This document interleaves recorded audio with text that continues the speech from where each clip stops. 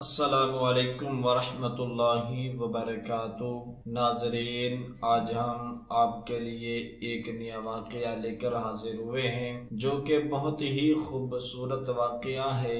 یہ واقعہ چھوٹوں سے شفقت، بڑوں کا احترام، حضرت ابن عباس رضی اللہ تعالی عنہ سے روایت ہے۔ کہتے ہیں کہ رسول اللہ صلی اللہ تعالی علیہ وسلم نے فرمایا، اس شخص کا ہمارے ساتھ کوئی تعلق نہیں جو ہمارے چھوٹے پر شفقت نہ کرے، ہمارے بڑے کی توقیر اور عزت نہ کرے، بھلائی اور نیکی کا حکم نہ کرے اور برائی سے منع نہ کرے۔ سامعین ذی قدر، معاشرتی اور زندگی کو صحیح نہج پر چلانے کے لیے نہایت ضروری ہے کہ ہر فرد معاشرہ کو، خواہ وہ چھوٹا ہو یا بڑا، اس کا متعین حق ملے اور جو فرائض اس کے ذمہ بنتے ہیں وہ انہیں ادا کرنے میں تامل اور پس و پیش سے کام نہ لے۔ کوئی فرد ایسا نہیں جس کے حقوق ہی حقوق ہو، فرض کوئی نہ ہو، اور ایسا بھی کوئی نہیں جس کے ذمہ صرف فرائض ہی فرائض ہو اور اس کا حق کوئی نہ ہو۔ کچھ حقوق ہوتے ہیں تو فرائض بھی ضرور ہوتے ہیں۔ دین اسلام کا ایک خاص مزاج اور نقطہ نگاہ ہے جو عین فطرت سے ہم آئنگ ہے، اور اس کا تقاضا ہے کہ اس کے ماننے والے اس کی پیروی کریں۔ اس سے انہیں سکون، اطمینان اور راحت میسر آئے گی، جبکہ اس کی خلاف ورزی میں بے سکونی، قلق، اضطراب اور بے چینی کے سوا کچھ نہ حاصل ہوگا۔ حقوق و فرائض کے سلسلے میں اس کا نقطہ نگاہ یہ ہے کہ حقوق کا مطالبہ کرنے کی بجائے ہر فرد کو اپنے فرائض کی ادائیگی کی طرف توجہ دینا چاہیے، کیونکہ ایک فرد کا فرض دوسرے کا حق ہوتا ہے۔ فرض ادا کر دیا جائے تو دوسرے کا حق خود بخود اس کے پاس پہنچ جائے گا۔ معاشرتی زندگی میں کھنچاؤ اس وقت پیدا ہوتا ہے جب کوئی انسان اپنے حق کی وصولی کے لیے آستین کسنا شروع کرتا ہے۔ یہ نوبت آتی ہے اس وقت جب دوسرا آدمی اپنے فریضہ کی ادائیگی سے غفلت یا سستی کا شکار ہوتا ہے۔ قرض دار اگر وقت پر اپنا قرض ادا کرنے کی فکر کرے تو قرض خواہ کو طلب کرنے کی نوبت ہی نہیں آئے گی اور معاملہ تو میں تک نہیں پہنچے گا۔ بعض اوقات بہت معمولی باتیں بہت بڑے جھگڑے اور فساد کا شاخسانہ بن جاتی ہے، پھر انہیں سلجھاتے عمریں بیت جاتی ہے۔ آج کی زیر مطالعہ حدیث پاک میں ہمارے پیارے نبی صلی اللہ تعالی علیہ وسلم جو مجسم خلق حسن تھے، ایسی ہی الجھنوں کو فرائض کی ادائیگی سے جوڑ کر حل کرنے اور سلجھانے کی تلقین فرما رہے ہیں، اور ساتھ ہی یہ تنبیہ بھی فرما رہے ہیں کہ اگر کسی نے کسی اور طریقے سے انہیں سلجھانے کی کوشش کی تو نہ صرف یہ کہ وہ کامیاب نہ ہوگا بلکہ میرے طریقے کی مخالفت کر کے اپنے آپ کو مجھ سے دور کر لے گا، پھر میرا اس کے ساتھ اور اس کا میرے ساتھ کوئی تعلق نہیں ہوگا، یعنی اس کا ہمارے ساتھ کوئی تعلق نہیں ہے۔ کا یہ جملہ اگرچہ بہت سخت ہے مگر اس میں وہی سختی ہے جو ایک بہت بڑے خیر خواہ کو کسی سے ہو سکتی ہے۔ یوں سمجھے کہ اس جملہ میں محبت اور اپنائیت کا پہلو بھی موجود ہے کہ دیکھو ایسی نوبت نہ آنے دو کہ معاملہ یہاں تک پہنچے، تم بلا کیسے برداشت کر سکتے ہو کہ مجھ سے قطع تعلق کر لو جبکہ تمہاری دنیاوی اور اخروی فلاح صرف اس میں ہے کہ تم مجھ ہی سے وابستہ رہو۔ سامعین محترم، پہلا شخص جس کو آپ نے تنبیہ فرمائی ہے وہ ہے یعنی جو ہمارے چھوٹوں پر شفقت نہ کرے۔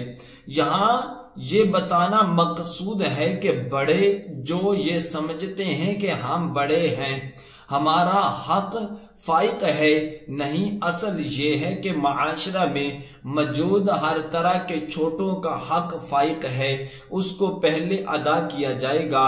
عمر میں چھوٹا، مرتبے میں چھوٹا، معاشی اعتبار سے چھوٹا، منصب اور عہد کے اعتبار سے چھوٹا، غرضی کا ہر طرح کے صغیر اس کے ذیل میں آتا ہے اور وہ بڑوں کی شفقت کا حقدار ہے۔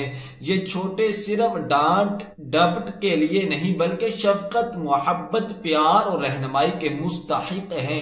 اگر بڑوں کی طرف سے یہ سب کچھ ان کے مطالبے کے بغیر انہیں ملتا رہے تو وہ پرسکون رہیں گے اور انہیں بھی احساس ہوگا کہ بڑوں کا ادب کیا جائے۔ یہاں ہم رسول رحمت صلی اللہ تعالی علیہ وسلم کی سیرت طیبہ سے صرف 2 مثالیں پیش کریں گے جن سے ہم جان سکیں گے کہ چھوٹوں سے شفقت کیا ہوتی ہے۔ امام بخاری رحمت اللہ علیہ نے اپنی صحیح میں حضرت امام خالد بن سعید رضی اللہ تعالیٰ عنہ سے نقل کیا ہے۔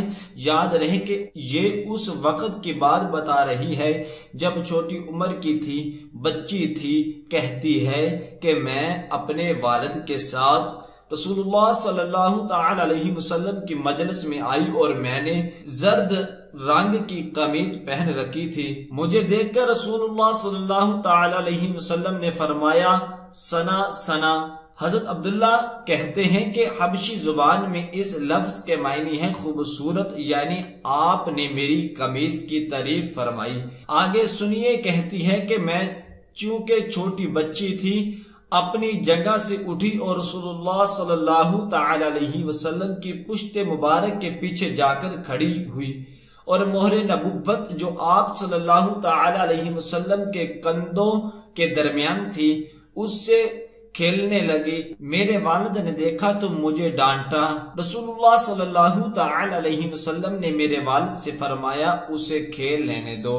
پھر مجھے دعائیں دیتے ہوئے فرمایا، یہ کپڑے جو تم نے پہنے رکھے ہیں انہیں لمبا عرصہ پہنتی رہو اور ان کو بوسیدہ کرو، پھر پہنو اور بوسیدہ کرو اور پھر پہنو اور بوسیدہ کرو۔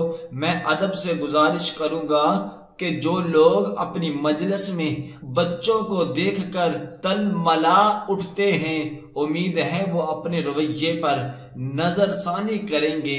دوسری مثال ہم امام بخاری رحمت اللہ علیہ اور امام مسلم رحمت اللہ علیہ کی صحیح سے حضرت ابو موسیٰ رضی اللہ تعالی عنہ کے حوالے سے نقل کرتے ہیں، جو ان کے صاحبزادے نے ان سے سن کر بیان کی ہے۔ وہ کہتے ہیں کہ رسول اللہ صلی اللہ تعالی علیہ وسلم کی یہ عام دستور تھا کہ جب بھی آپ کے پاس کوئی سائل آتا یا آپ کے سامنے کسی کی ضرورت پیش کی جاتی تو آپ فرماتے، یعنی تم لوگ سفارش کر دیا کرو، اس پر تمہیں اجر ملے گا۔ پھر اللہ کی مرضی ہے کہ وہ اپنے نبی صلی اللہ تعالی علیہ وسلم کی زبان سے جو بھی فیصلہ صادر کرا دے سو ایسی سفارش بھی اپنے اندر شفقت اور رحمت کا ایک پہلو رکھتی ہے۔ زیر مطالعہ حدیث میں دوسرا آدمی ہے، یعنی جو ہمارے بڑوں کی توقیر اور احترام نہیں کرتا، عمر میں بڑے، مقام و مرتبہ میں بڑے، علم و عمل میں بڑے، منصب اور عہدے میں بڑے، سب اس میں شامل ہیں۔ ماں باپ، اساتذہ، علماء بھی توقیر اور احترام کے مستحق ہیں، چھوٹوں کے ذمہ ہیں اور ان کا فریضہ ہے کہ وہ ان کے مطالبے کے بغیر ادا کریں اور بڑوں کا حق ہے کہ انہیں ملے۔ امام شہاب الدین سہروردی رحمت اللہ علیہ نے اپنی تصنیف عوارف المعارف میں حضرت ابو الدرداء رضی اللہ تعالیٰ عنہ سے نقل کیا ہے۔ وہ کہتے ہیں کہ میں ایک دفعہ حضرت ابو بکر رضی اللہ تعالیٰ عنہ کے آگے آگے چلا جا رہا تھا۔ رسول اللہ صلی اللہ تعالیٰ علیہ وسلم نے دیکھا تو فرمایا، تم اس شخص کے آگے چل رہے ہو جو دنیا اور آخرت دونوں میں تم سے بہتر ہے۔ امام ابو داؤد نے اپنی سنن میں حضرت ابو موسیٰ الاشعری رضی اللہ تعالیٰ عنہ سے نقل کیا ہے کہ رسول اللہ صلی اللہ تعالیٰ علیہ وسلم نے فرمایا، اللہ تعالیٰ کو عظمت بزرگی والا ماننے کا یہ تقاضا ہے کہ سفید بالوں مسلمان کا احترام کیا جائے، قرآن پاک کے عالم اور حافظ کی عزت کو ملحوظ خاطر رکھا جائے، بشر طریقہ وہ اس کی تعلیمات میں غلو نہ کرتا ہو اور اس سے کنارہ کش نہ رہتا ہو، اور اسی طرح اس کا حکم کا بھی احترام کرنا جو انصاف کے سب تقاضوں کو پورا کرتا ہے۔ ضروری ہے یہاں یہ بات واضح ہو جاتی ہے کہ صرف دل میں احترام کا ہونا کافی نہیں بلکہ روزمرہ زندگی میں نظر بھی آنا چاہیے، اور یہ کہ احترام و شفقت کا یہ حکم دو طرفہ ہے، یک طرفہ نہیں ہے۔ اور حضرات، حدیث سے زیر مطالعہ میں تیسرے اس شخص کو تنبیہ کیا گیا ہے جو بلائی کا حکم نہ کرتا ہو، برائی کا سدباب نہ کرتا ہو۔ یہ افراد معاشرہ کی اجتماعی اور انفرادی ذمہ داری ہے، اس سے ہی عمدہ اقدار اور اچھے اخلاق پروان چڑھتے ہیں۔ بری باتوں اور مناسب عادتوں سے معاشرہ پاک ہوتا ہے، پاکیزہ ماحول ہی پاکیزگی کو جنم دیتا ہے۔ منکرات پھیل جائے تو انسان کی زبان، آنکھ، کان، ہاتھ اور پاؤں برائی کے خوگر ہو جاتے ہیں۔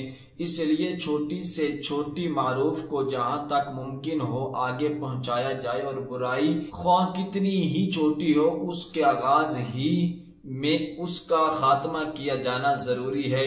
ان سب کاموں کو سر انجام دینے کے لیے حدیث مبارک کا پہلا جملہ یعنی اس کا ہمارے ساتھ کوئی تعلق نہیں ہے، محمیز کا کام دے گا۔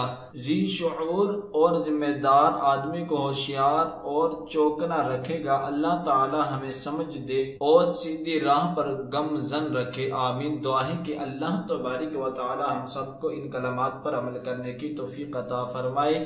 صدق اللہ العظیم۔